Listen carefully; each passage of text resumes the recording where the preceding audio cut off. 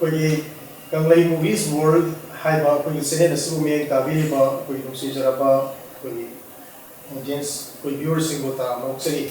nasi asi koi sene na sina Manipur gi film na si sap hanabi da makka loja ba thong kang amagi khata ta boina koi na Manipur gi film gi lamda awai yauna punna jakiba adi na ha wera ba koi filmmakers in the tamsinga wera ba Manipur film gi sakna era ba oza sing senior leaders sing koi na unazabagi program ma koi na jok sabani han ba episode asi koi leba pagdagi koi Manipur gi sakna era ba koi MSFDS haina khangna ba ManipurState Film Development Society haina khangna ba Manipur gi paidagi top oiba film support nabagi oiba association society sigi secretary ba koi Niwena Panjarabada koi yamba Sunzu Nazabagi episode ama koi Panjabu yamna bibire masigi bakta koi yamba bo hingali tena thagatsari aduga ahanbada koina yamada hamjani ba wahang se koi yamana filmmaker amo oina koi Manipur sida koi horupadi oina huji pawada kari awana ngai thengna bi rupage ha bi yam film di background ni maramda kitang kambiya yamna ngai je kanglai movies na ai da laga ai ga wari gotai to bugi tanja ma pvc am ngai je aduga khangbi ge bodo ai je filmmaker oina ai kari background khara hai bi ha bi do samna ha bada ai je Bombay graduation, Bombay University graduation tawi. Aduga graduation tawu se adum to mi ama ona pok tar agadi like shu tam da ya de. Class 10 pass tak de ya de 12 pass tak do ya de aduga graduation do ya de. Haibagi mindset ta adum like se yamna kasu seriously kasu no gide sen ha ba. Aduna graduation se hek loy baga ise loram dai se ise ai career se ai as a professional kari wen thabak taw dagi khot tagi government gi job tawga IAS natraga MPS IPS numes oidra kaina adi pilot ogedra khogadra kaina su khar khalle khallaga aina khan kona myam khallura kanda ai se lam koi bisu yam pamba aduga legi photo number si yam pama ana photography gi black and white photography gi craft si ju khra khangna ba honera matung da workshop adegi course khra yaw matung da ai se as a photojournalist oina thok tawragadi lam koi bisu phangni aduga world sida kai thok tawi adegi mi mayam su unabagi tandazu phangani hairan khallaganda aije hana photojournalist oina photographer oina thok tawning bagi kano si ithil thi lai la kan sida photojournalism aije photo na wari li bani da aduna wari li bagi line sida dum hana dagi angang dagi cinema gi influence dum leiba kogi family na kogi daddy ai popa ipabung do film da ngau yam ngau jaba film da ngau rak mi moi mana koi sia nga da film yeng badum pui aduna line daroga photography je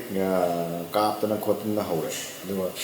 hai matam sida Bombay da graduation tawri tawna photography je tamme photograph se khara ka pa haure aduga photography gi maram da khara he na khangna na ba mayam course mayam yawe adugi tanjada kogi Asia gi oina media studies da paidagi top oiba Asia digi one of the top private institute haitare Xavier's Institute of Communication in amale Bombay da adu sigi institution sida kano se film and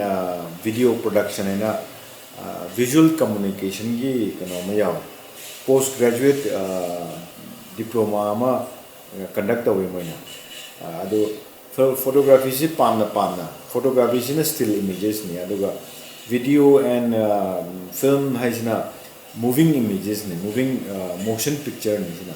ana motion picture gi su khangjan ge dana ina course yausale yausale matung da di moving images na mana impact oiba impactful oiba aduga mana progressive oiba haitare photography da gi di aduga wari li da su hena nuai haitare nuai ram badagi di saina film gi lamda lakh bani aduga ehana na film je koi documentary da hana khuma ba howe aduga aina ehana na puthoki ba documentary se root awakening hena kau root awakening se koi 1992 93 da naga kuki jati ani gi khana chaina bagi sigi maramda daina documentary se root awakening nan kauraga koi pungama hena sangba film ama video da nammaga sigi film sigi kano se documentary se Manipur goina first yamna burning social issue da documentary film nambagi train se sigi sina ahan ni haida sigi film sina mamang di sigi documentary sigi mamang di ana namnari ba khoi Manipur da namnari ba documentary man se lifestyle gi aduga ethnographic ki aduga anthropologically gi art and culture gi adi biography gi di khran namba adugu reality stories aduga yamna burning social issue da contemporary theme da social reality da number film se rural kini sinai ya han bo oi aduga sidagi Manipur da social issue da burning social issue da documentary film se tamna hujupau da adum lai aduna ai hojigi root awakening duna Manipur gi social reality based oi ba adum ba documentary ahan bo oi aduga sigi film se kogi Mumbai International Film Festival haise MIF haise hanadi Bombay International Film Festival harame BIF harame ado sigi BIF Mumbai MIF na BIF oiringai da sigi film se 1996 natraga 98 adaida Mumbai International Film Festival sida ihan hana video gi section nama hangi aduga video section hang basida root awakening se mogi video fista na category ma hang basida adaina International Film Festival sida kapagi tanja su phangi haida sigi sina gi ahan bore aduga ai documentaries aduga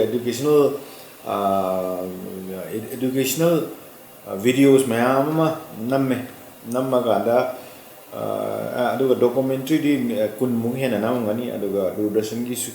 adigi private ai yoiba own production independent production gi khorna me aduga panbaya badi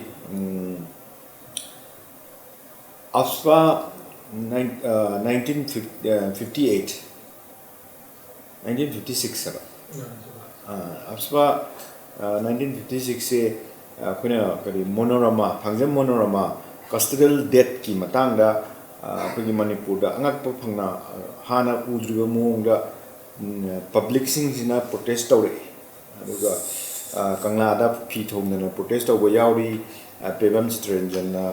masa mai thajaraga as a human toll na sacrifice tawraga afspa leiroi dawni kaidana aduga phangjam monorama gi incident da yamna nungai tadana ana masa matumda sacrifice tawjaraga daina protest tawi ado sigi myam se oinamak yawba sigi film sida ado sigi film se Manipur gi oina ahanba gold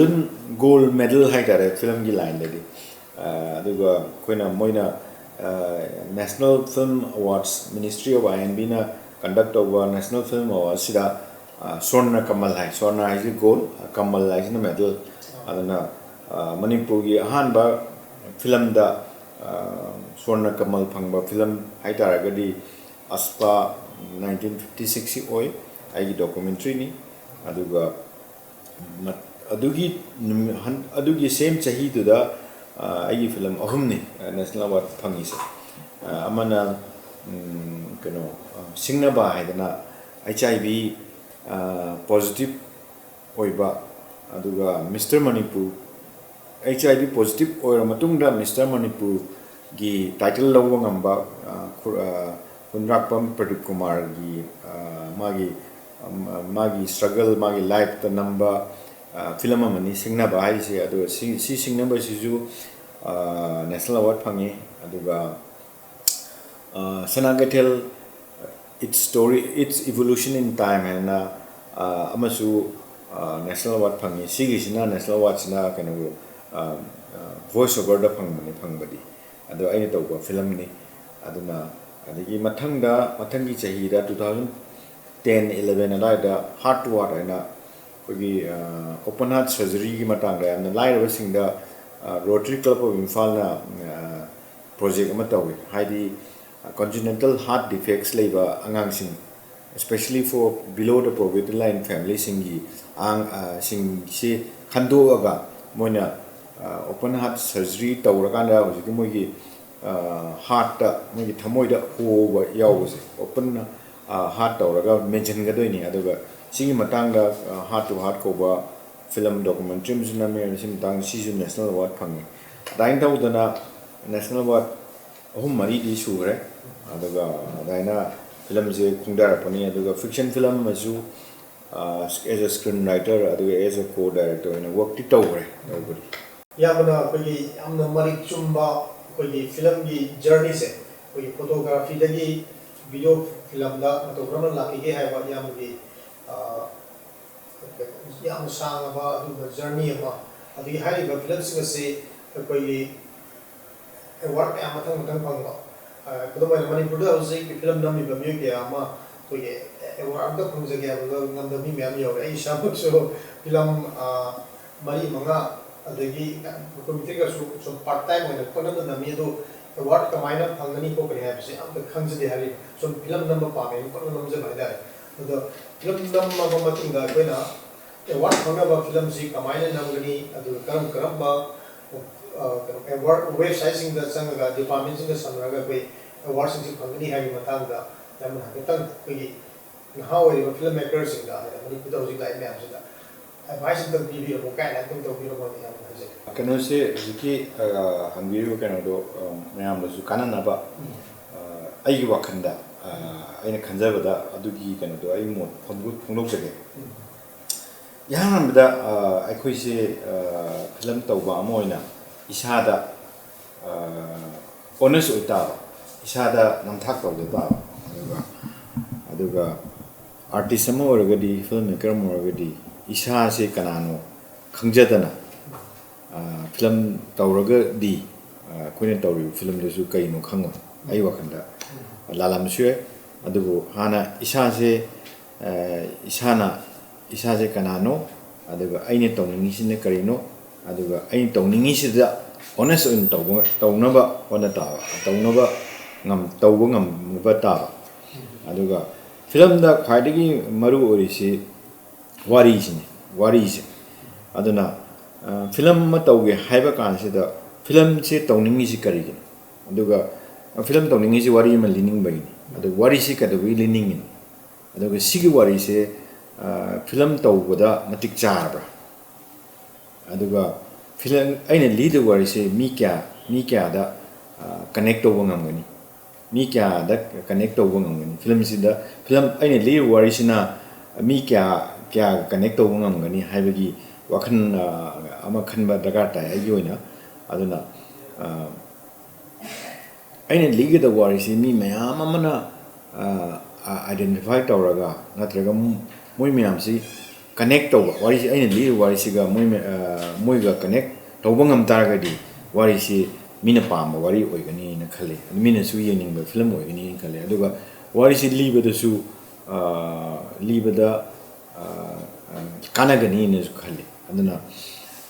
hoi wari liba kanda film to ganda adu me amdu yeng da basu haidi wari se ai lining wari se ai wari se liningi wari se na mi ko na kana da bra ai ko na kaim dagar ta di hairaga film to basu ai aduga film koto mana option amana aina league the wari se mi kya ga resonate to dage aduga mi kya da connect tawdagi mi kya da wari siga identify tawbu ngamdagi habigi wakhalunda wari lirakpasu ya ado akhoi hujiki apikpa lam mari market su pikpa lam nina khoigi wari si mi myamna pamnara kana wari mi film ji pamna doini mi aduga khoina khoigi manipur gi wari haidar manipur wari khoina mapan gi lam da libda mapan gi america gi iran gi japan gi china da liba kanda khoigi manipur gi wari si moina pam tanab duni ba khoina pam si aduga adain tanara kanda manipur si kamain to bolam no karamba mioi leibano moina karamba culture chatli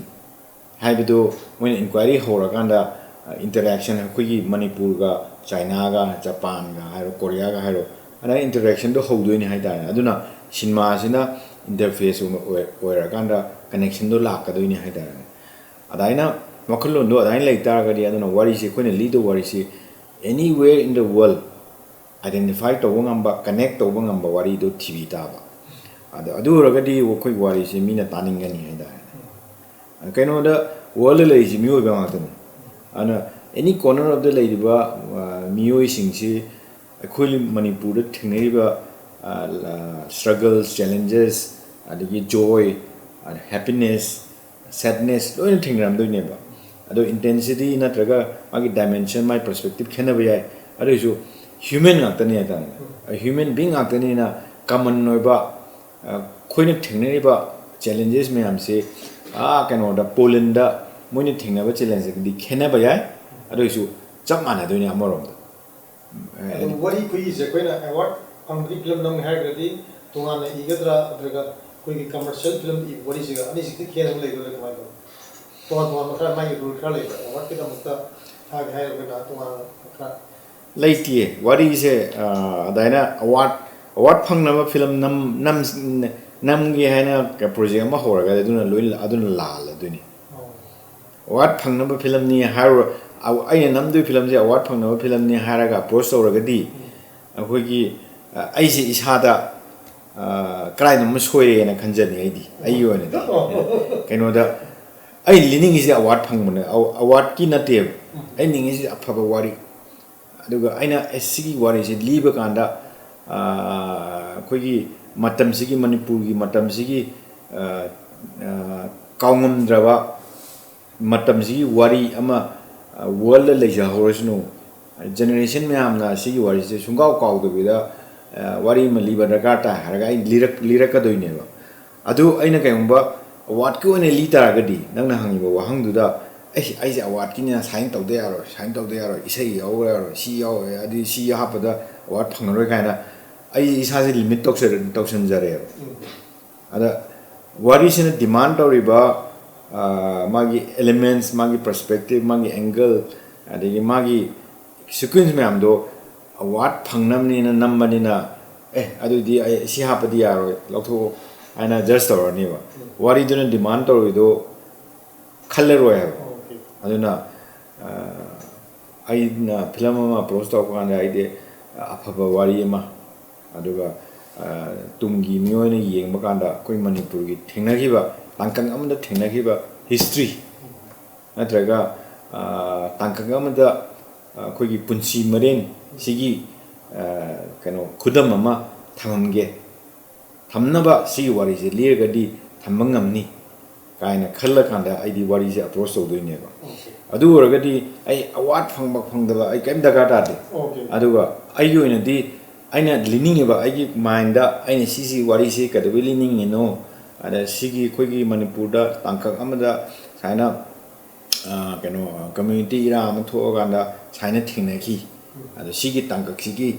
khoigi prajana na te miyam singsina adai da khangi ba khanlon phungdok pangam ba wari ma sema ganda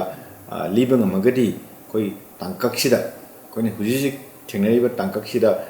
khoina phauri ba khanlon aduga khoine thingnai ba awaba myam do generations to come as a history visual history oina khoin thambada sima darkar tai hena khalai hujiki matam sigi wari ama lire se ba adu ragadi ai thamoi sengna khoigi research fazana tawra kanda adagi aina higi IDPs me am interview lower kanda khola kana magi moi wari me am se represent to wari ma sagal ase fiction nama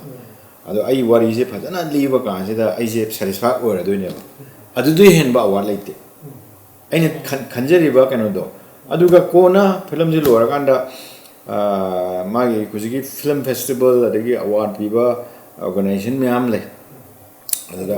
maming chat pa maming chat pa je FIAP hai na ne kujigi International Film Producers Association na amale ado sigi association sina accredited tawba film festival top film festival A grade film festival haidi Oscar awards nigi Berlin gi then adaina the Busan kaina top level ki A grade festival khar le ba ada khoi gi MIF IFI ka su yaw to ne ba adaina khoi film festival je India khoi world sida film festival je hundreds and hundreds of film festival le ba aduga festival khuding mak hadi magi country gi festival hoji America gi khoi top festival je Oscar se top festival ne loguni ba adubu documentary dadi season top oibra moi ju documentary awards yauri ni yaugudi ana khoi theme nu gi matung na karam festivals na hena identify to ge khoki kaina su mayam lai festival circuit se kamai navigate to de ge have ju aru poram ne adubu one of the basic thing is khoi khoi film se thaning ba film festival se yamna credible oibra aduga ramna popular oibra aduga karamba body na accredited tawge ada karamba film producer body na international film producer body na accredited tawba A grade phangabra B grade phangaba aduga natraga festival se moi paisa tan gi lambi da tawgu su bari leba kaino da film festival man tawrisi naina ado film gi entry da lising manga hairase ba ado film je entry में आम world से लोग कौरा है ने world की country में आम 100 and some 30 countries में आमसे लोग ने apply तो दो ही नहीं बा अरे film जे लिसिंग तरा ला हैं खलो लिसिंग तरा into 5,000 की क्या ना हाँ अरे यदि अदुगी में आम दुना पछातान में सुन ले ये अना पर करवार की तो वो film festival ला अनंत रगे आम ममिंग ले बा मीन respect होना बा हरी में तारा मनी कांस से जे adum respect to ni dana adi Oscar Berlin Busan Locarno me am su lei dana Japan gi adi me am China gi su lei Shanghai festival gi daina khoi na sangning ba khoi na film khoi gi festival se khoi gi film je karma festival tha de ge khot ge ha do projecti internet lai na lo na ma thi ba de lai ba ne karma na which is the A grade film festival recognized by film international film producers body ha kan than thola ni India da kyam le yesu yeng ya ni ado graded na ta film festival award people kan me body da le ya ba adu ga kan ba human rights ki film tawren khalo na human rights ki human rights ki film se film mayam tawnari mayam se sigi oiba festival su lai ne women issue da women empowerment da tawba film am sigi karam mana khwadi top festival oige award bi da karam bo oige su lai ne adaina category theme adigi environment ki su lai ne adu educational ki su lai ne lai ni ro ma aduna hana kayong tawdri nga si myam jo khanga ga ain tawning si kai gino a world travel tawning ai film ga da khoi Manipur gi wari se world da loina mak khangan ba pa mi ha ga di adaya loina mak strategy ga se ma khola ga myam de zain tawna ga tawne khoi gi di film tawning na khoi di yam na impulsive oi bani na paisa khar le re na film da ka ka ni ba film si paisa yam chang ba hadi business oiga kan ni commercial aduga paisa yam chang ba poni na simyam se planning aduga proper magi navigating kan the means me am na khanga approach to ragadi amena phane aduga film to ba kan da award phang de ya de kana film ka pa ga de di lan ga ni lo thank you ya mangai jai ꯑꯩꯈꯣꯏꯒꯤ ꯍꯧꯖꯤꯛ ꯑꯩꯈꯣꯏꯒꯤ film maker ꯑꯃ ꯑꯣꯏꯅ ꯀꯔꯤ ꯀꯔꯤ ꯒꯨꯟ ꯆꯦꯟꯒꯗꯒꯦ ꯀꯔꯝ ꯀꯔꯝꯕ ꯃꯈꯜꯒꯤ ꯀꯔꯝ ꯀꯔꯝꯕ ꯑꯩꯈꯣꯏꯒꯤ ꯐꯦꯁꯇꯤꯚꯦꯜ ꯂꯩꯒꯦ ꯍꯥꯏꯕ ꯌꯥꯝ ꯃꯔꯤꯛ ꯆꯨꯝꯕ ꯋꯥꯐꯝ ꯈꯔ ꯑꯩꯈꯣꯏꯒꯤ ꯌꯥꯝꯅ ꯊꯝꯕꯤꯈ꯭ꯔꯦ ꯑꯗꯣ ꯌꯥꯝ ꯅꯨꯡꯉꯥꯏꯕ ꯑꯃꯅ ꯑꯩꯈꯣꯏꯒꯤ 2024 ꯑꯃꯗꯤ 2025ꯀꯤ ꯁ꯭ꯇꯦꯠ ꯐꯤꯂꯝꯁ ꯑꯦꯋꯥꯔꯗ ꯌꯦꯟꯊꯣꯛꯄꯒꯤ ꯊꯧꯔꯝ ꯑꯃ ꯍꯟꯗꯛ MSFDSꯅ ꯑꯩꯈꯣꯏꯒꯤ ꯌꯥꯝꯅ ꯃꯥꯏ ꯄꯥꯛꯅ ꯁꯤꯟꯕꯤꯈ꯭ꯔꯦ ꯍꯥꯏꯇꯥꯔꯦ ꯑꯗꯣ ꯁꯤꯗꯩꯁꯤꯗ ꯑꯃꯨꯛ ꯌꯥꯝꯅ ꯅꯨꯡꯉꯥꯏꯔꯤꯕ ꯑꯃꯅ ꯑꯩꯈꯣꯏꯒꯤ ꯃꯅꯤꯄꯨꯔꯒꯤ ꯒꯕꯔꯅꯔꯅ ꯑꯩꯈꯣꯏꯒꯤ ꯍꯥꯏꯔꯤꯕ MSFDS ꯍꯥꯏꯕ ꯁꯣꯁꯥꯏꯇꯤꯁꯤꯒꯤ ꯁꯦꯀ꯭ꯔꯦꯇꯔꯤ ꯀꯅꯥꯅꯣ ꯌꯥꯝꯅ ꯗꯥꯏꯅꯥꯃꯤꯛ ꯑꯣꯏꯕ ꯀꯅꯥꯅꯣ ꯃꯁꯥꯃꯛꯅ ꯒꯕꯔꯅꯔ ꯃꯁꯥꯃꯛꯅꯁꯨ ꯑꯗꯨꯝ ꯁꯟꯖꯨꯅꯤꯒ ꯍꯥꯏꯅ ꯁꯟꯖꯨ ꯍꯥꯏꯅ ꯄꯜꯂꯒ ꯌꯥꯝꯅ ꯄꯨꯛꯅꯤꯡ ꯊꯧꯒꯠꯈꯤꯕ ꯑꯩꯈꯣꯏꯒꯤ ꯃꯅꯤꯄꯨꯔꯤ ꯐꯤꯂꯝꯁꯤ ꯆꯥꯎꯈꯠꯅꯕ ꯍꯣꯠꯅꯕꯗ ꯁꯟꯖꯨꯒꯨꯝꯕ ꯌꯥꯝꯅ ꯗꯥꯏꯅꯥꯃꯤꯛ ꯑꯣꯏꯕ ꯍꯣꯠꯅꯕ ꯂꯦꯞꯇꯕ ꯑꯐꯕ ꯌꯥꯝꯅ ꯊ꯭ꯔꯨ ꯆꯦꯅꯦꯜ ꯍꯥꯏꯇꯥꯔꯦ ꯄ꯭ꯔꯣꯄꯔ ꯆꯦꯅꯦꯜꯗ ꯍꯣꯠꯅꯕ ꯑꯗꯨꯒꯨꯝꯕ ꯃꯤꯑꯣꯏ ꯀꯌꯥ ꯑꯃ ꯗꯔꯀꯥꯔ ꯇꯥꯏ ꯃꯦꯅꯤ ꯄ꯭ꯔꯄꯣꯖꯦꯜ ꯂꯥꯛꯄ ꯈꯨꯗꯤꯡꯃꯛ ꯒꯕꯔꯅꯔ ꯃꯁꯥꯃꯛꯅꯁꯨ ꯑꯦꯅꯤ ꯁꯞꯄꯣꯔꯠ ꯇꯧꯒꯅꯤꯅ ꯑꯗꯨ ꯃꯌꯥꯝ ꯃꯃꯥꯡꯗ ꯂꯥꯎꯊꯣꯛꯄꯤꯔꯝꯕ ꯑꯁꯤꯁꯤꯗ ꯑꯩꯈꯣই ꯅꯍꯥ ꯑꯃ ꯑꯣꯏꯅ ꯐꯤꯂꯝ ꯃꯦꯀꯔ ꯑꯃ ꯑꯣꯏꯅ ꯑꯩꯈꯣꯏꯗꯁꯨ ꯌꯥꯝ ꯅꯨꯡꯉꯥꯏꯕ ꯐꯥꯎꯖꯩ ꯑꯗꯨꯅ ꯍꯥꯏꯔꯤꯕ ꯑꯦꯋꯥꯔꯗ ꯌꯦꯟꯊꯣꯛꯄꯒꯤ ꯊꯧꯔꯝ ꯑꯁꯤꯗ ꯑꯌꯥꯝꯕꯗ ꯁꯤꯟꯕꯗ ꯀꯔꯤ ꯑꯋꯥꯕ ꯊꯦꯡꯅꯈꯤ ꯑꯗꯒꯤ ꯃꯤ ꯃꯌꯥꯝ ꯂꯥꯛꯇꯅ ꯍꯥꯏꯔꯤꯕ ꯐꯦꯁꯇꯤꯚꯦꯜ ꯑꯁꯤꯗ ꯃꯅꯤꯄꯨꯔꯒꯤ ꯐꯤꯂꯝ ꯃꯦꯀꯔ ꯃꯌꯥꯝ ꯂꯥꯛꯇꯅ ꯑꯦꯋꯥꯔꯗ ꯂꯧꯈꯤꯕ ꯑꯗꯒꯤ ꯃꯌꯥꯝ ꯍꯧꯍꯧꯗ ꯊꯋꯥꯏ ꯌꯥꯎꯅ ꯂꯥꯛꯄꯤꯕꯁꯤꯗ ꯏꯌꯥꯝꯕꯒꯤ ꯊꯃꯣꯏꯗ ꯀꯔꯤ ꯐꯥꯎꯕꯤꯒꯦ ꯍꯥꯏꯕꯒꯤ ꯑꯋꯥ ꯅꯨꯡꯉꯥꯏꯒꯤ ꯊꯧꯔꯝ ꯑꯋꯥ ꯅꯨꯡꯉꯥꯏꯒꯤ ꯑꯣꯏꯕ ꯋꯥꯈꯜꯂꯣꯟꯗ ꯈꯤꯇꯪ ꯃꯌꯥꯝꯗ ꯈꯤꯇꯪ ꯐꯣꯡꯗꯣꯛꯄꯤꯌꯣꯅ ꯍꯥꯏꯖꯔꯤ ꯍꯟꯗꯛ ꯁꯤꯟꯖꯈꯤꯕ ꯁ꯭ꯇꯦꯠ ꯑꯦꯋꯥꯔꯗꯁ ꯁꯤꯜꯂꯤꯕꯗꯣ ꯃꯅꯤꯄꯨꯔ ꯁ꯭ꯇꯦꯠ ꯐꯤꯜꯝ ꯑꯦꯋꯥꯔꯗꯁ 2024 ꯑꯗꯨꯒ 2025ꯅꯤ ꯑꯗ ꯑꯣꯏꯃꯛꯀꯤꯗꯤ ꯍꯟꯗꯛ 16 ꯃꯅꯤꯄꯨꯔ ꯁ꯭ꯇꯦꯠ ꯐꯤꯜꯝ ꯑꯦꯋꯥꯔꯗꯁ 2024ꯗꯨꯅ ꯗ ꯌꯔ 2023ꯗ ꯄ꯭ꯔꯣꯗ꯭ꯌꯨꯁ ꯇꯧꯈꯤꯕ ꯐꯣꯡꯈꯤꯕ ꯂꯥꯏꯔꯤꯛ ꯑꯗꯒꯤ ꯐꯤꯂꯝ ꯃꯌꯥꯝꯁꯤꯕꯨ मागी मागी क्वालिटी दा एक्सेलेंस अवार्ड ने पीरीदो कोई स्टेट अवार्ड स्टेट की रिकग्निशन ने पीरीदो अदुगा 17 मणिपुर स्टेट फिल्म अवार्ड्स ना 2024 दा पुथोकिबा फिल्म अदुगा लाइरिक अदुगा खबर दा फोंगिबा दुगी ओइना ने कोइना अवार्ड पीरीदो अदो असेंगबदी कोइगी दो थेंगबने हंडक 26 दा पुथोकिबदो पिथोकिबदो 2024 दा पिथोकदोबा 25 पिथोकदोबा जई अनि हेना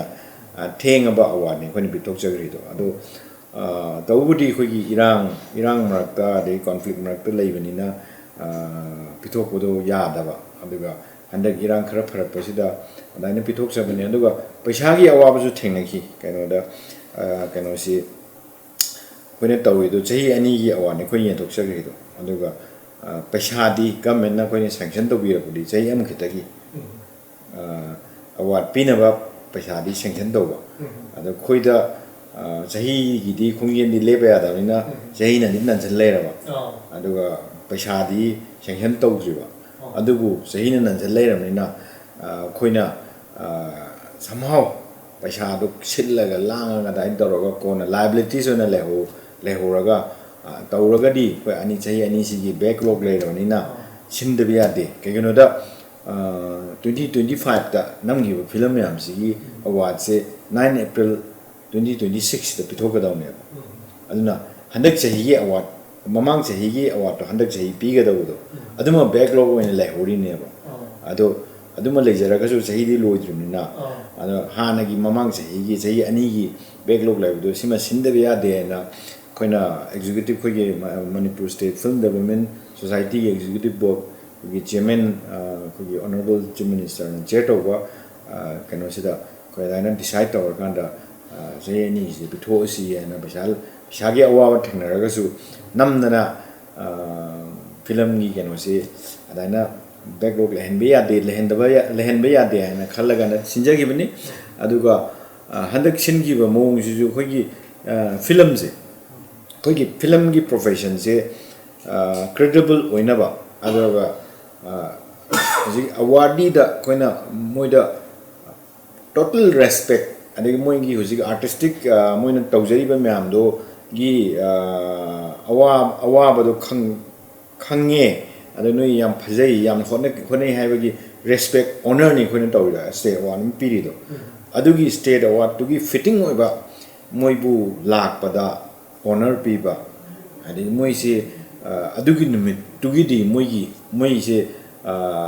haidi saknai raba mi ngakta ni awarding ngakta ni adu moi da adugi numit tugidi khoi full honor ji piba oina khoi red carpet haidana red carpet charal laga adu khoi kaino se masak se khoi public se da masak se sigi film sigi actor director se lae maga lagmine si my family gi lagmine community kana announce tawraga ai live si kanano ada mana kari chip tawri kai do khoi myam public ta aganda red carpet charal laga adigi khoi whole manung sida magi maming da sit the la ganda pamal laga khoi full honor pibam thokpo honor do piba ngamna bai khona je aduga yamna phajana mayam di awadi mayam lakpiraga award lobi adugi nuai balai aduga khoi governor state ki honorable governor su khoi film se amake di governor gumba yamna top level ki kaino se personality se numinini film gi oina numinini back to back adaina sinba se aseng badi governor gi office tagi no mo da samjalo numinini se kari gi no ko gi no kaina adaina lai inquiry lai aduda ai yaw du su taw ro kaina hairam ba su lai adu khoina khanjari na khoi gi state khoi state film awards se khoina national film awards gi matau tamjabani adu national film awards se kamai to ge da governor president na p president na mi amamda henover tawe aduga minister inb adagi acho atei dignitaries me hamna president gi nakan yet oi the lepaga award pi da yam harau ta yam na da yam full honor da head of state na national awards pb haita adugumna khoi gi huji state awards su adaina pick tabani na state ki already governors in a head of state nina and governors in a pidya de governor yaw the state what to we are de na dana khoina monda request to it tawje adugi do respect to biraga nominee or so back to back lage haraga ma thwa yaw do magi khoi lady governor su poraga nominee ma amna thwa yaw na am enthusiastically yawbi bagi khoi film community na governor gi kano su appreciate to jai haidar aduna yam nungai je handa gi kano do ado paisa lai tabagi krena chauna sinbe ya bodo paisa lai tamina khra samjal ngarga su maru ebidi awadi sing the respect to ba moi je masak takpa moi saknai ba amomni numitu gi award phangabani haibagi full honor and respect to khoina hena tawninga ga su khar khakti tawba ngambrai na khallaga ara jam harau kunungai pokche adugu award ani hojigi sei ani ya award singkibdo adugi sei ama khaktingi pirakpanina paisa ge award ni husi thengnari yamna jai koi yamna marik sumba wafum kya thambikre mathang asidi koi gi MSFDS na Manipur gi film gi lamda levi ba koi gi film community gi damakta mamang da kari scheme the project initiative la hongdok pi rage aduga tungda kanabiya ba koi gi film gi community gi miyang gi damakta kari project sarkar gi government gi authority sing da proposal pi gi ba leirage haiba afam kitang thambiyo aduga koi huji Manipur sida yam saw bi shu mo ri communal harmony si am ruwe una communal harmony the base over film nam na do gi damakta pun bi saktam sagna na ba national unity Manipur unity sagna gi damakta film community sida responsibility ama sakana pb raga aduda film jina Manipur gi unity sagat pada adugamba yam mangjin thaba agency mo oina bhona bada ma achawa role pb haidana sakar da koina proposal thagat pada kana gatra lobi bra kai hage si matang na phone kitang thambe Manipur State Film Development se asing badi lai se film se Manipur State se film ki culture se chakhat na ba lai bani aduga lai bani na koina tawjari myam se koi film community aduga film chakhat na ba thaba ngakani haidi state award piri du su koi gi cinema production je da adagi film criticism gi lamdasu film gi lyric tholoknaba critic phaba tholoknaba director phaba tholoknaba producer phaba tholoknaba artist phaba tholoknaba technician phaba tholoknaba state award se adaina tawdaya di haraga encouragement award ni incentive award ni koi cash handaki cash kano do award prize do yam hengalawani hanadagi adu loinamakti ngamdragasu kogi best film da hana la ama pirami hujik la ani pi aduga best director do hana di pesa ya kasu yamde adu handakti la ama bawni piri do matang se no mai tu sai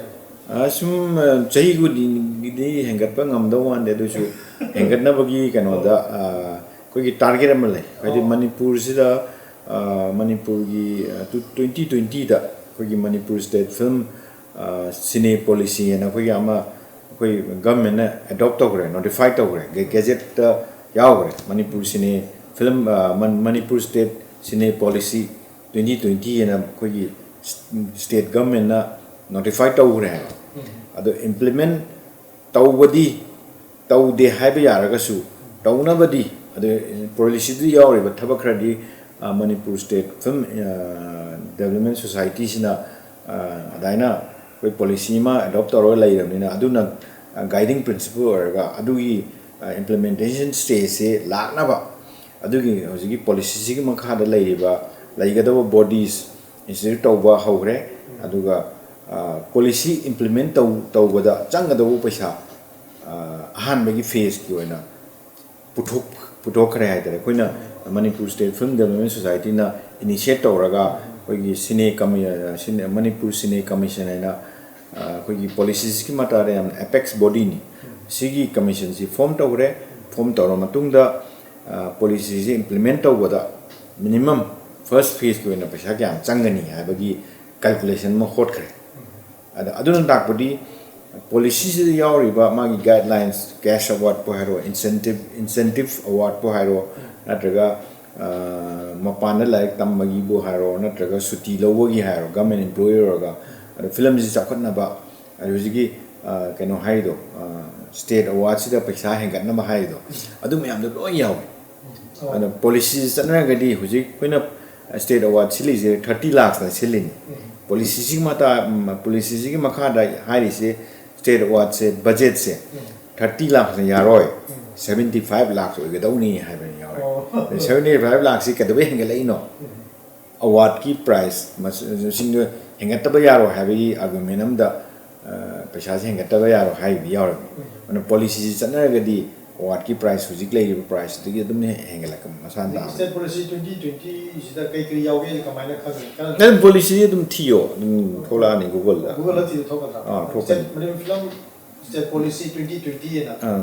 gazette Europe Manipur gazette haragam cine policy state cine policy and thiba dum thola ni okay ani thabak award phangadi kaumba khoi film A grade festival sida khoi gi film se changaba entry tawraba adusu paisa adi paisa state certificate pigane adi ye khoina state award phanga gadi national award phanga gadi moine piriwa award to moine piriwa la am pirena government na state government among la among pini gaina su yauri ba adigi kaumba Oscar gumba Cannes gumba Busan gumba changamagadi adusu lakh kun kunthra mo pibagi keno su yauri haidi detail ludi kono hojiki keno mayam da yenga se adaina incentive yamna cash incentive yamna encouraging keno mayam su yauri adagi koigi hojik film gi community marakta koigi technician artist mayam sigi ma pension scheme gi type ta koi journalist mayam sida state government na pension scheme ma institute or pension scheme ma lei riba all Manipur working journalist union gi di pawmi mayam sida DAPR makhada accredited to bo pawmi mayam sigi oiba pension scheme ma government na corpus fund na tawraga adain tawraga institute to ki ba adaina film gi su tawgadawni gaina su film kano sida yauri aduna adu policy si makhada yauri si state award si ma dum tawgadawa jahi khudingi aduga plus international film festival ma tawgadawa international film festival ji tawgadaga darina koi mapan da kamai film ji tawnari aduga film gi debate discussion conversation am ji tawdragari film ji chakal oidra aduga mapan gi tawnari ba mong su koi ni yengdragadi koi na sum Manipur leire na koi gi yamna kano isolated kano na koi sum tawnari ba mong ji dum tawlare koi chakal loya ba ana mapan da tawnari ba mapan da karamba thim da wari linari aduga world da thenari ba issue में हमसे film ने कमाइन reflect करी कमाइन वारी lineary narrative styles ने कमाइन तोरी काहे ना वारी वटाई ताउनरा debate ताउनरा कनो चौकलक कदों में हाई तारे अदुना international गुम्बा national गुम्बा film event से ताऊ डकार टाबा अदुसी में हमसे policy से लोग यावरी अदुगा whole सु cinema hall Manipur cinema hall सिदारी से सी में हमसे दा incentive grant अदुगा public private partnership की model da moida paisa subsidy oina su adu grant oina su adu masagi oina su paisa khara puthoga whole ma'am je develop torok na ba upgrade tong na ba aduga hujuji lai ba koina mina changning na ba cinema hall ma'am je lakh na ba anobu su ari bu sengkat no khona ga adugi kaino su lo yauri policy da adana adugi do jigi khogi implement of boda changa do paisa do handak da koine government da head of government da pisale ado si kanu se khogi film community me amsiga tawraga si pisale po che thuna si government na pabiraga khangbiraga government na yengbiraga kya bawda recommend tawriba among si loina mangam draga su khara bawdi hauna ba khara bawdi senghen tawbiraga policy je thuna implement tawbisi khoina myam sina khogi target oigadabu aduga Manipur da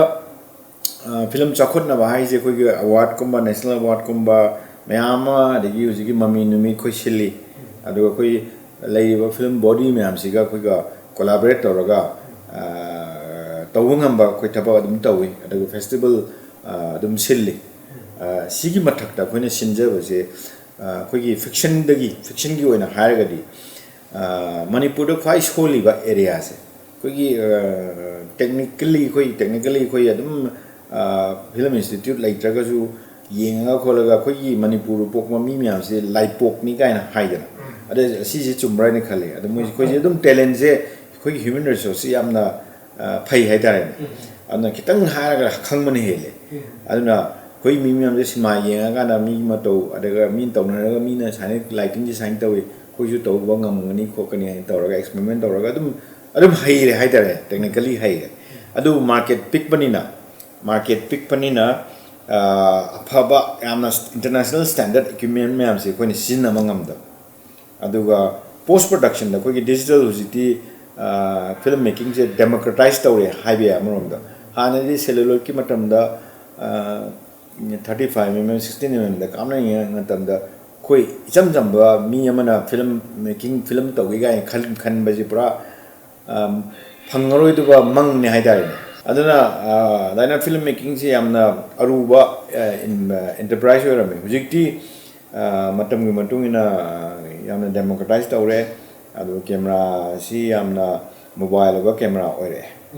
adubu internationally koina utpaya ba film tawgi haitargadi equipment je atang ba high end equipment lei haidi camera se edi Alexa the red camera the Sony kaina camera great khara leidi aduga lens full frame ogedawni aduga lens cinema lens ogedawni kaina adu oragadi equipment je koina wire da ta yam tang ba haitare adigi mi amana koi private mi amana sumbo camera je leiraga koi da san ba sungam da adi paisa do investment du yam manina adum mo camera se mi na su loina wai ba ngam da banina adu akhoi gi hojigi government da chumba camera adu post production gi infrastructure hadi DI gi adu color correction gi adu sound proper sound mixing theater ama sound mixing dauna ba post production gi dauna ba khoi gi infrastructure lei jidabnina si myam se lei gadabani ad leiragadi bungumba andak India gi oina family and children and family category da BAFTA award phangido kashu natte bungumba chahi kunkuntra thok ngamngani kogi internationally accepted technology hadi camera lens adegi post production gi infrastructure yam se Manipur ecosystem je leitara gadi Manipur gi wari dadi nopte content di nopte infrastructure je government thammakanda when private producers da when a cinema camera when a post production when a riba environment ecosystem je when infrastructure develop tawraga subsidized rate ta piragadi koi film gi Manipur film gi mayon je adum bungna su takchare bungi mamang de su film ya ma romi gi koi gi yom adagi pawan gi loktak lain bi aduga adui mamang da matam Manipur mai ning them mi chano sina adum takchare koi wari de nopte adubu koina kitang nungai tri je koi hojigi koi gi project tawnari ba commercially koi film tawnari bi se film mai je koi Manipur dagi li wari se Manipur gi wari oi ga da ado koi audience se Manipur khaktang da Manipur speaking khaktang da limit to go se koi isana atai language khangdam ni na yengningoi haina koi limit to jaye ba asigi mind se topi raga any film da koi mi da su yengadawni yengadawni aduga mapan mi du yengadawni haina khallaga namaga whole world se koi hujikti film namaga YouTube da pay on demand haina video on demand haina tawraga pasha rupa yangai cham tawraga film je release to gadro ada pasha se kayumba YouTube ta de social media da koi pasha su tanri dena film phasabam tawraga di adu mi world khunimak ta yengba yaba film tawraga di pasado dum return de la oidra aduna isana koi market se Manipur khaktani natraga Assam da Silchar da Kasar da leiba Bangladesh leiba khara khatani na ubudo ai se adugi kano do kani adugi mindset to thadok biraga koi wari is the language like de language story has no barrier or language and subtitles to to yare na hujiki dubbing AI da tawraga kanoda Japanese da ngahalo Chinese da ngahalo yare aduna adaina film se approach to godawni aduna afaba wari tholukna ba Manipur da khwadi sonbi area se technology adagi infrastructure development budi MSFDS na adusu government da pursue tawnadi hujiki haiba area Alexa camera 35mm gi camera ma laibiyu adu lens set full frame gi cinema lens set amusu lebiu aduga haiba lens ka camera ase kogi local producer da sina halaga kogi cinema se mon tawriba cinema se kogi post production gi infrastructure da edit to halaga aduga mapan gi film festival mayam se Manipur gi mingchet porokna ba adu Manipur dagi thule ba wari sin ju mapan gi lamda bungdaina thengna ba yana ba adugi lambi mo khoi MSFDS na handa proposal tawgre adu tawrakani tawraksanu adu tawnaba myam punna tanaraga changjenji ana haini aduga plus sida natana sina khra chawo project ne aduga plus macha da khoi film se documentary da su adu fiction da su khoi kano se consultation mentoring ji chang kano do khoi institution su like trawni na anuna project se apam project se develop tawing ai project se koina documentary da ha documentary se ka ba documentary namni anu moina khaliba hojiki koi emerging natraga film tawning ba angang singna moi film tawning na laktoini project ka kona na koina apply ko doini hai da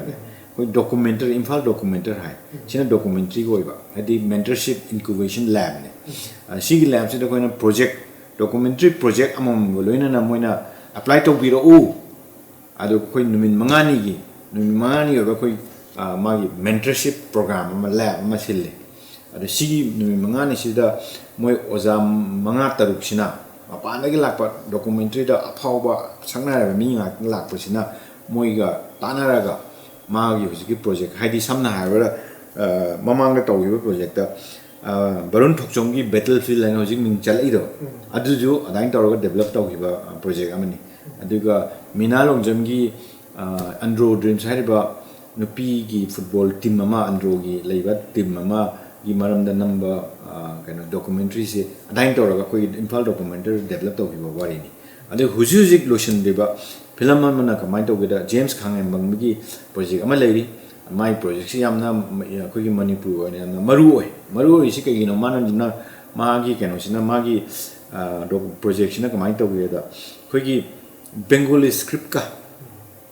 script se tokraba ado koi literature me am si Bengali script leiba aduga maitai me se koi gi hujikti maitai me se hana de koi amu khangam de hujikti class 10 11 12 karak pa sing Bengali script kain pa thok tre maitai me na ti pa thok tre adu crisis am de lei Bengali script khangdaba adagi maitai me khangdaba sigi transition gi keno ma lei ba sigi matang da hojigi James Khang am number documentary mo ji kana nami loibagi ma su shooting si loige tawraga documentary na ma da barungi documentary battlefield chai tara hum chani aduga andro dreams minalong jamgi tu di chai ama mukti changong mani mai tu su adu hojigi James ki film do na chai aina khanbada manga mukti pharamani hojig man nami se aduna documentary number se adum kuina changsi yawe ado khudakta lotion bu yawe ado sigi kana project se khoi oja singa tanaraga mapan da su hairi mogi khogi wari se mapan da liraga adi mina su kamaina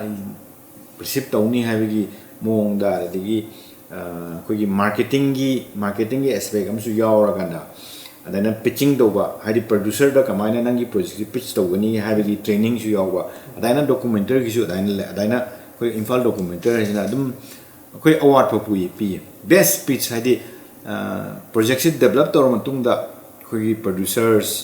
adagi commissioners adagi film festival mayam gi mi kaura kana koi moi project se present ta hole hatar pitching ta hole hatar adoba koi best pitch se mamam gi do koi lakh ni mun khai pi documentary da aniga second ga third kana la aw makai aniga tai myam su khar buri phangi alai doroga ko encouraging hadi new voice emerging voice thorok na ba MSF DS ki kanu se theme se nurturing cinema inspiring new voices have cinema se phaba cinema thorok na ba cinema Manipur cinema je yamna phaba khongjen da lak na ba aduga ana no ba filmmaker myam su thorok na ba sine ba koi ki pandam se aduna hai ba pandam si makha da koi infal documentary ba project me ama koi internationally kano fame pro ya ba documentary me am thon ba adu gi documentary legre aduga fiction gi field da koi fiction gi field di kuidri chai ama ani di phare kon to rise aduna fiction gi dana koi gi screenplay se koi fiction film da di screenplay se am maru oi aduna screenplay se phajaraga di adum film se adum 90% di film di pharani ba screenplay pharaga di adu screenplay phatraga di film se 90% phararoi ba ana screenplay se kaimbo atai se kaim ngamdraga su screenplay se ana phaba screenplay se tholakna ba aduga phaba film tholakna ba screenplay phan batai habegi pakhulonda kogi MSFDS na MSFDS screenwriters lab aina handaki ekogi imphal da gi manung janna kogi keno ma launch toy project ama chahi ama muk change adusu oja mapan dagi Bombay dagi Kolkata dagi oja yauraga screenplay amaga loinana tharakta project sida aduga higher screenplay se koi oja mayam siga naina online offline si yawi ko naina raga screenplay se develop toraga pitching ma su tawdeba aduga anai toraga hosiki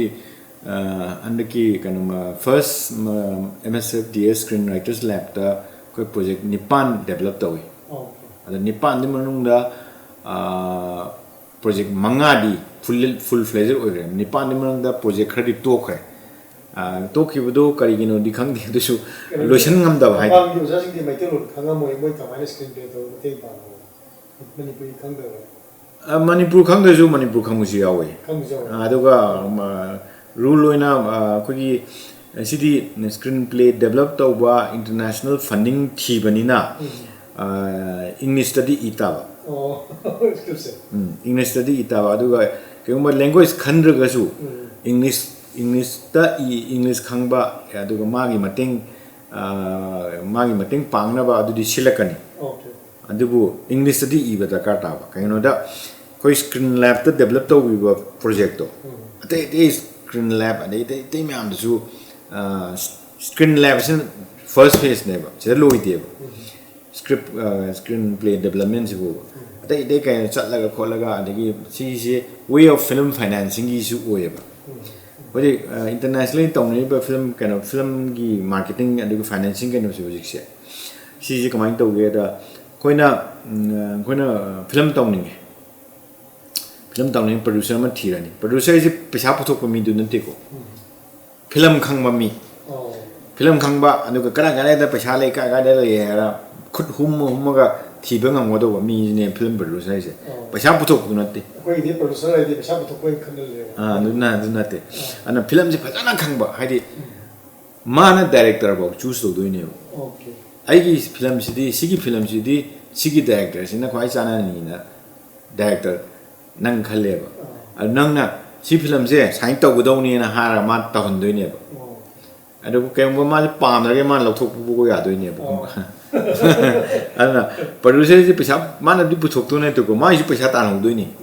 I do Pishatima, Tibam, Numam network, the label me with the film in Kenozi Kumba. And I come together, my Nighter screenplay developed over. The screenplay developed was a Sigi screenplay, Sigi film project, Sigi Pishat TV. Kamina T internationally, Kamina together. China screen lab, Mayam, Duga China pitching forums, Yawani. Yawagadi mind away. Quick screenplays to develop our plus develop our quick projects, Suma project, Ama, hire a director, hire a producer, Moyanina Tauraga, Sum project, Ama, how we do is publicity how revenue. Kind of the projects pitching the developed Okanda, me arms you, Pashat hardening me, ma'am labor. Pasha pie me, ma'am. Film the Tala again, which Pasha from doing it. And the Pasha say, Kamba project,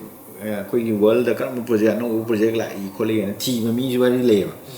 Ado Nana Nasana screenplay, Zaraga and film to Zaragan Kanduri. And I know lady, but I want to labor screenplay, publicity town of Mina Kanava, forum Mayama Yawu pitching forum Yawum Changi, Pasha, Sigi Sumba. Script screenplay Malay Shat Hadabiu co-producer with you and adu platform that's like a high bum jangi high dragadi kana kundu a kang makram de ko chinhai oina high be ko adu ju ko di pa ji feature film to wise in terms of crores and crores never a ko size to in terms of thousands and lakhs never a ko isana limit to java never aduna platform am ji yaw film to dunga de ko film Kappa so holdri. Kappa holdring I see the single platforms come out together. Single platforms yawnaba. Trailer Mahan Kapani. Films capping at the trailer Mahan Kapni. Trailer come out over no. Films mo mato. Magi look, Magi visual style. And they give Magi worry crash with people, not a character Magi Yauri worry. She come out of a cookie habita. Utnaba. Simu Utlagadi. High level Pasha, the pilot Tadaning labor, me mamse. High the companies, Kangde, me individual producers, Kangde, Mam labor say. She shouldn't use it pitching the Tavalaga, what he would be convincing or a guy. Film museum Louisba, wow, and I'm with the DM live go. Film in Amagadi visual language of Kangagadi, not Ragamaido. My say, I'm command Mokdujano, what you and the Ampazaricana. Nakung Tawadi and Pazaga Midna di Ukamai Urtujan Hibagi Wakalons Loktokinaba Trailer Ulagadi. I know October film tone, visual style, characters in a Kanagana, no kind of Utbangamagadi Karoramado Heck Satpada, Satting the Satidana. No, so. I came with the Vedas, wow, Pasavamam, Nana Machaka. Can you say, I Pisama talk to Rakamai, do no Kotu. Then lack to name. Daina Toroga, Koi Sana Screen Lab, Amako, Dai Sille, Adoga, Dain Toduna, Kogi Manipur, project Manga, developed a project Mangasi, like Yam detail in the highway, the project Amana Manipur, the Sunday about corruption, Gimatango. Yam the Paje. Ado, Majiki High about me, my Tabak Tiba. Tabak si Pangna Mohona, the mana. Adagi magi mayam sina tawriba kholiba ade thabak se phangna hona bada koi manipur thabak phangna bada hingon bu yunai dana adum magi wari ma yauri aduga koi gi superstition adagi gi matang na ma yawi aduga transgender gi matang na ma yawi aduga koi gi conflict situation si gi matang na ma yawi aduga koi gi football gi matang na su ama yawi aduna project manga se yamna phaba project ngakani aduga project high project manga si manungda project amani di project international forum da changaga singuma project ama lei khole en tawra moi paisa co producers mayama co producer ani hum changa on board ta tawra paisa puthu ani khoto ani gaina tawba khara yawre do magi script ko script le lor si yaw ge kamai to Equina advertise to Equina Coco and apply to Octava. Say, say, and actually, Kogi February, the Equi Infalgi to Duneva. Sigi festivals, international festivals. Sigi is the industry event in a Kogi pitching forums Yawani, and the pitching forums the Yawi Haita, the Kogi workshop to Yoctava. I don't know, August Kiada Koi Korani. Adana screenplay the Kogi screenplay amadi ready the later English ta yamana koigi chilam matam kya kai thopi duna koigi Manipur gi film gi community gi miyam gi damakta adagi koigi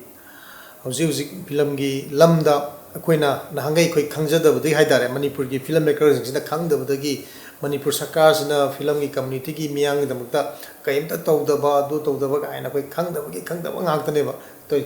koi tori myam se ado hojikti Sarkar na step myam amazu tawbi khre adagi hojik stu makhan kya tawnana ba honari haibase khangbada koi si Manipur Sarkar si koi gi film nammi ba miyam se support tawna ba yam kan honari tawdabu koina Sarkar na pakhaliba कोई step सिंग policy program सिंग से कोई खंगदबा अदि मखोय सिंग से कोई कमाइना लौगदगे हाबसे कोई फिल्म मेकर की कम्युनिटी सिंग खंगदबगिसु कानाबसु याम फंगदबनेना लोगजै अदुना सरकार की तौरिबा पॉलिसी प्रोग्राम सिंग से मिकुप नाम सिंगना मणिपुर द लेरिबा फिल्म मेकर सिंगना खंगबिरगदि स्टेट गवर्नमेंट का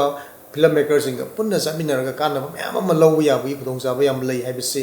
अइना खंजनजरे अदु मयामसु दुम खंजनबियो अदुगा कोई लोसलकपदा कोई यामना फिल्म कम्युनिटी दा कोई करी करी लास्ट मेसेज अमतंग फिल्म सखोननाबा कोई कई तोगदगे हाबा मेसेज अमतंग पिबियो कंगले मूवी वर्ल्ड बु आइना तसेगना थागचरी अदुगा आइबु साना मयामगा आइगी वखनोन खरा शेयर तोबगी तंजा अमा पिबिबगी याम थागचरी अदुगा अरोइबदा आइना हाइनिंगबदी कोई हुजुक फिल्म तौबीबा अदुगा फिल्म प्रोड्यूसर फिल्म डायरेक्टर मैम सिदा मरोइना अदुगा एडिटर्स दासु हाइजनिंग से फिल्म डेवलपमेंट सोसाइटी की कोई एसेंसन सिने आर्काइव एंड म्यूजियम कौबा आर्काइव एंड म्यूजियम अमा लेरे सिगी म्यूजियम सिदा कोई मणिपुर की फिल्म की हेरिटेज से यामना मरोइबा खरा चाहि कुन कुंथा लेरगा कोइना कनागुंबा रिसर्चर कनागुंबा नामना मणिपुर सक्तम 1935 ता 1940 दा 1950 दा 2000 दा 2010 दा कमाई लेगे सक्तम अमा यिंगनिंगे हाइतारगदि फोटोग्राफी सु अमनि अदुबु फिल्म जिना असिंगसिंगबा इमेज तो रिकॉर्ड तौरगा फिल्म दा इम्प्रिंट तौरगा थंबा मीडियम अमा ओबना यामना हिस्ट्री की अदगी रिसर्च की यामना मरुओइबा अदना कोई आर्का कोई लेबा फिल्म की हेरिटेज में मांगन बेयादो अदुगा अदुगिदु गी थबक से कोइना मांगदनबा प्रिजर्व तौनबगी थबक सु तौजे अदुगा कोई सेलुलॉइड की फिल्म याम सिगी नेगेटिविटी असेंग बदि लाइक थिबदगी अनमन मांग aduga negative si asing madi best masi preserve tawnaba film gi preserve tawnaba lakhat pada negative si best source oiba the best source mangre ka su positive release print to the leibanina second best to the gi ko preserve digitize tawraga preserve tawbagi thabak tawri aduga plus khoina di am line lowa khogi hujik namnariba digital cinema cassette hujik natraga memory card ta computer da mp4 oina thamiba de mov oina leiba kanose sigi su preserve tawba am changi ada sigi preserve se khodi master khogi hard disk ta leirabani mov oina thamme kaisi mangaroi kaina khali se simasi chumde hard disk kai draga su mov hariba file adu natraga mp4 hariba file se karumba matamda hojik hariba mov is the apple company gi aduga mp4 sina microsoft ki neba ana kay moina